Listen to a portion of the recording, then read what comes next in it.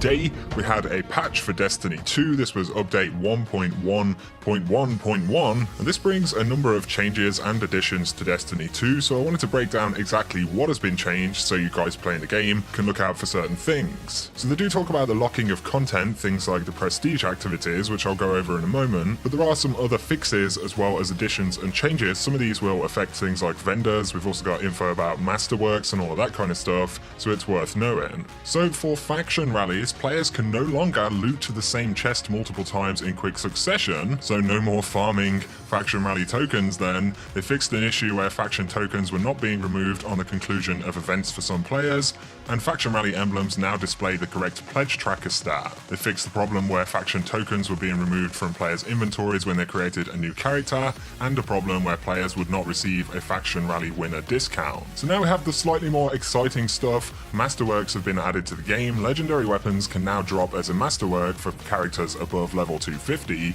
and masterworks provide bonus weapon stats and generate orbs on multi-kills. And I'm sure some of you have seen these in game already, but here's a quick screenshot of one on Uriel's gift. I will keep you guys posted on exactly how all of these work, but for engrams, legendary and exotic drop rates have been adjusted down for public events and up for Strike and Crucible playlist activities, so there is an actual nerf to public event engram drops. They've reduced the chance of a legendary engram rewarding multiple legendary items as well. So definitely an interesting change there. I guess the idea is to push Strikes and Crucible more as opposed to just farming public events, but I think some people will definitely be disappointed in that change. For Xur though, he will now sell 3 of coins, and this will increase the drop chance of exotics. He will also sell fated engrams, and these are guaranteed to give you an exotic you don't currently own. There are some exotic changes, so they fixed an issue where the Vesper of Radius, Helm of Saint 14, Graviton Forfeit, and Gemini Jester were dropping with incorrect class mods, and they fixed an issue where the Prometheus Lens exotic was outputting too much damage too quickly, so there's the nerf.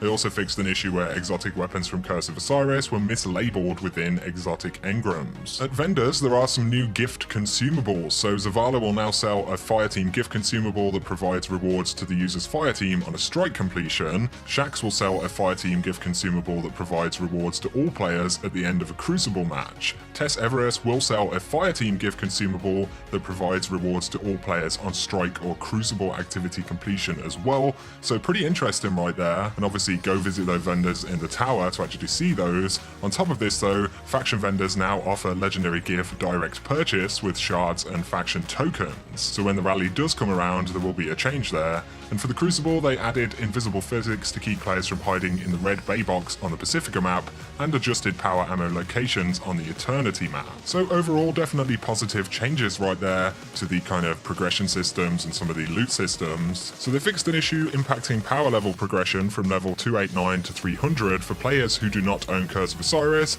and fixed an issue that would prompt a Curse of Osiris purchase menu when players were attempting to acquire the Scout Report, and this is the one for Mercury. It would actually display insufficient glimmer. They fixed an issue where the word Nightfall was not prepended to Curse of Osiris strikes in the Nightfall director node, and adjusted the functionality of chest reward throttles. Players now receive reduced amounts of loot when opening large numbers of chests in quick succession, rather than nothing at all. So the chest farming lockout thing has essentially been changed. Cade stash chests now grant rewards via the loot stream to prevent items from disappearing into the ground, and they fixed an issue where cannons on Mercury were not functioning properly for PC players when playing at over 60 frames a second.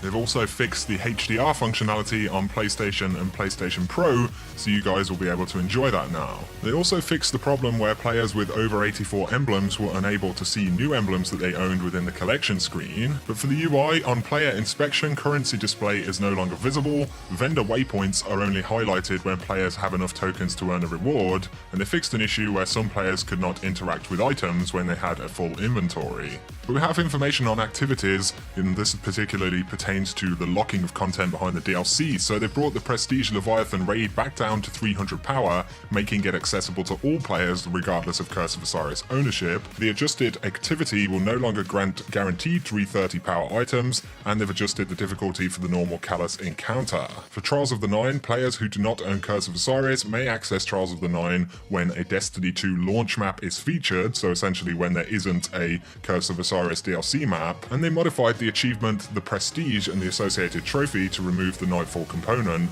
This may now be completed completed regardless of Curse of Osiris ownership by completing the Leviathan raid on Prestige. So there we go guys, that summarizes this update and the patch changes that you can expect to see in the game. Definitely interesting stuff with the vendors. I'll be curious to see how those consumables work out. I will cover more information on Masterworks weapons soon, and I'd like to hear your thoughts on the changes and the adjustments to public events and exotics as well. For now, I hope you have enjoyed the video guys. If you have, a like and comment below is appreciated. If you're new to the channel, be sure to hit subscribe to see more Destiny 2 content, but for now, have an awesome day.